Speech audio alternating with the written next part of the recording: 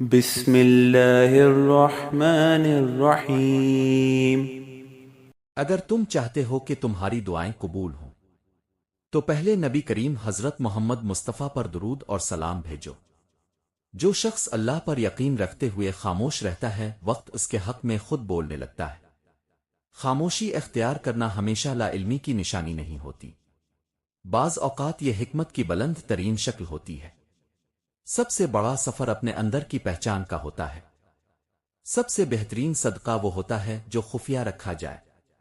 دیکھوئے کی کوشش کبھی نہ کرو، جب کمال کو پہنچو گے تو خود ہی نظر آ جاؤ گے۔ رشتے تبھی خوبصورت لگتے ہیں جب دل میں محبت اور زبان پر سچائی ہوتی ہے۔ ذمہ دار آدمی خوبصورت آدمی سے بہتر ہوتا ہے۔ انسان دنیا اور آخرت دونوں میں سکون اور نجات چاہتا ہے، لہذا دنیا میں اگر سکون چاہتے ہو تو درود شریف پڑھو، اور آخرت میں نجات چاہتے ہو تو درود شریف پڑھو۔ درود پاک کا کثرت سے استعمال روحانیت کو بڑھا دیتا ہے۔ 40 دن میں دنیا سے بے رغبت کرامات کو ایجاد کرتی ہے۔ سب سے مقبول ترین وظیفہ استغفار ہے۔ استغفار گناہوں کو اس طرح کاٹ دیتا ہے جیسے قینچی کپڑے کو کاٹ دیتی ہے۔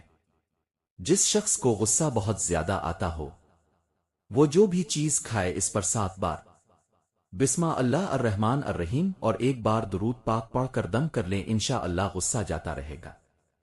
جو شخص گالیاں دیتا ہو اس کی زبان کو درود ابراہیمی 3 بار پڑھ کر ہدیہ کریں، انشاءاللہ گالی دینا چھوڑ دے گا۔ بسم اللہ پڑھ لی جائے تو شرمگاہ اور شیاطین کے درمیان پردہ بن جاتا ہے۔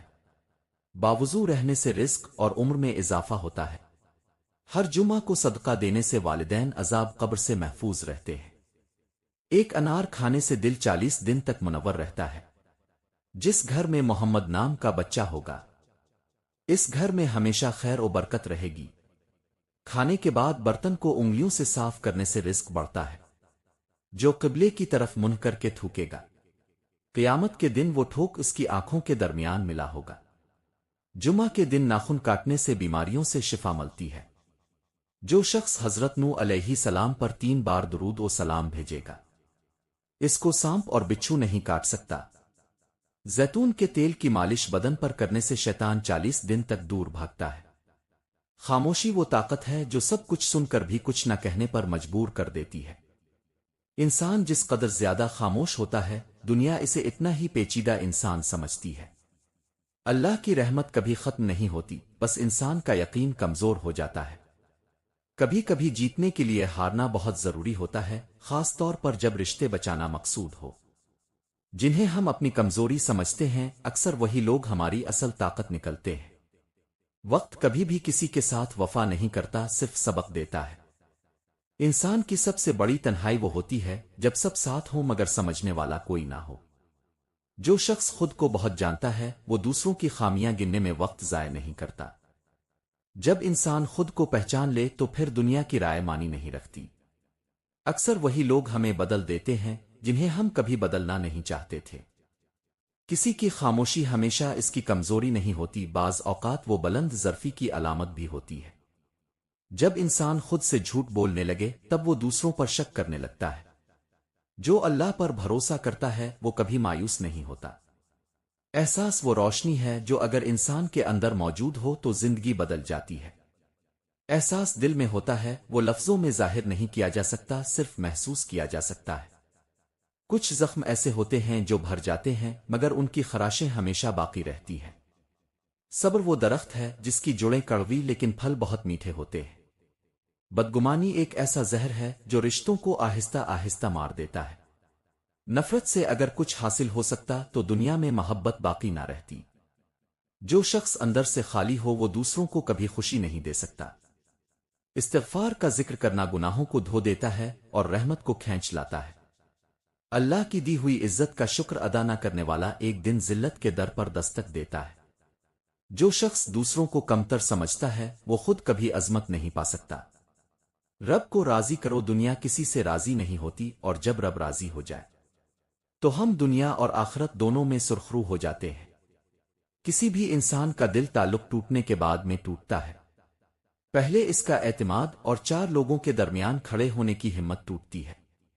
انسان کے الفاظ ہی سب کچھ ہوتے ہیں، دل جیت بھی لیتے ہیں اور دل چیر بھی لیتے ہیں۔ اور اللہ کہتا ہے، اے بندے، تو صبر تو رکھ، میں تیرے سکون چھیننے والوں کو وہاں سے توڑوں گا جہاں سے اسے گمان بھی نہیں ہوگا۔ نرم دل لوگ اکثر مظلوم رہتے ہیں، کیونکہ وہ جلدی دروازے کھولتے ہیں اور اچانک صدمات سہتے ہیں، اور انسان اس وقت تنہائی پسند ہو جاتا ہے جب لوگوں کی حقیقتیں سامنے آنے لگتی ہے۔ جھوٹا غرور دیمک کی طرح رشتوں کو اندر سے کھوکھلا کر دیتا ہے، جس سے تعلقات محض دکھاوا اور بھرم بن کر رہ جاتے ہیں۔ محبت ایک ایسی عطا ہے جس کا اصل مستحق وہی ہوتا ہے جو ڈبل کر کے واپس دے سکتا ہو۔ اس لیے اپنے لیے محبت کے معاملے میں ایک سخی دل کا انتخاب کیجیے۔ کچھ لوگوں کے ساتھ خون کا رشتہ بھی نہیں ہوتا مگر اپنوں والی خوشبو ہوتی ہے۔ دراصل رشتے خون کے نہیں، احساس کے ہوتے ہیں۔ ہر تعلق کو لفظوں کی وضاحت نہیں چاہیے، بس ایک دل چاہیے جو بغیر کچھ کہے محسوس کرے۔ رشتوں کی فکر کرنا چھوڑ دیں، کیونکہ جس نے جس حد تک ساتھ نبھانا ہے وہ صرف اتنا ہی ساتھ نبھائے گا۔ اخلاق اور رویے جس قدر پروقار ہوں گے، محبت اتنا ہی مہکے گی، اور محبت ہمیشہ کشش ڈھونڈتی ہے۔ بہترین انسان وہ ہے جس کا وجود دوسروں کے لیے فائدہ مند ہو۔ حضرت علی رضی اللہ تعالیٰ نے فرمایا، دنیا کو سچا ہونے کی دلیل مت دو، بس یہی سوچ رکھو کہ اللہ سب جانتا ہے۔ مخلص شخص ہر بار خاموشی اختیار کر لیتا ہے، اس لیے نہیں کہ وہ بزدل ہوتا ہے، بلکہ اس لیے کہ اس کا ضمیر اسے اجازت نہیں دیتا کہ وہ اپنوں کو انہی کے لہجوں میں جواب دے۔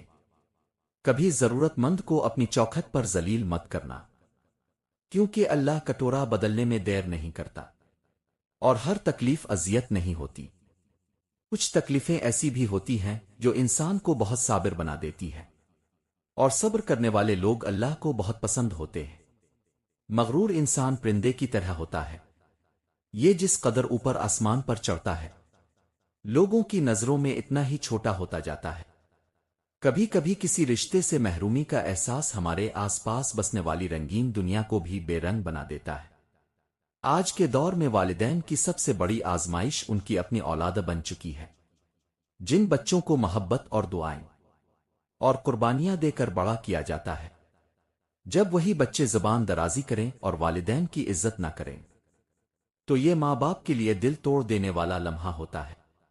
مگر ایسے وقت میں والدین کو صبر اور سمجھداری اور شعور سے قدم اٹھانا چاہیے، کیونکہ ایک غلط رد عمل آنے والی نسل کے دلوں کو ہمیشہ کے لیے سخت کر دیتا ہے۔ اگر ٹینیجرز بچے بدتمیزی کریں اور والدین کی بے عزتی کریں تو ان 8 باتوں پر ضرور عمل کریں۔ نمبر 1، خود کو پرسکون رکھیں اور جذبات نہیں حکمت سے فیصلہ کریں۔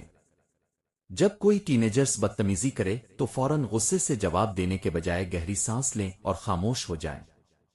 چیخنے چلانے سے بچہ اپنی غلطی پر شرمندہ نہیں بلکہ ضدی ہو جاتا ہے۔ خاموشی اور وقار اور سنجیدگی اکثر وہ سبق سکھا دیتی ہے جو چیخنے سے نہیں سکھایا جا سکتا۔ نمبر 2، اس کے رویے کو اپنی بے عزتی نہیں، اس کی کمزوری سمجھیں۔ یاد رکھیں، ٹین ایجر عمر جذبات اور ہارمونز، احساس برتری اور بے قراری کا مجموعہ ہوتی ہے۔ یہ وہ عمر ہے جب بچہ خود کو سمجھنے کی کوشش کر رہا ہوتا ہے اور کبھی کبھار اپنی الجھن والدین پر اتار دیتا ہے۔ اس کے الفاظ کو دل پر مت لیں، اکثر وہ غصے میں وہی کہہ دیتا ہے جس پر بعد میں خود پچھتاتا ہے۔ نمبر 3، سزا نہیں سبق دیں تاکہ اسے احساس ہو خوف نہیں۔ بدتمیزی کے جواب میں سخت مار پیٹ اور تذلیل کسی بھی مسئلے کا کبھی حل نہیں ہوتی۔ بچے کا دل خوف سے نہیں بلکہ احساس سے بدلتا ہے۔ اگر وہ گستاخی کرے تو وقتی طور پر اس سے فاصلہ رکھیں، اس سے بات کم کریں، مگر نفرت کا رویہ نہ اپنائیں۔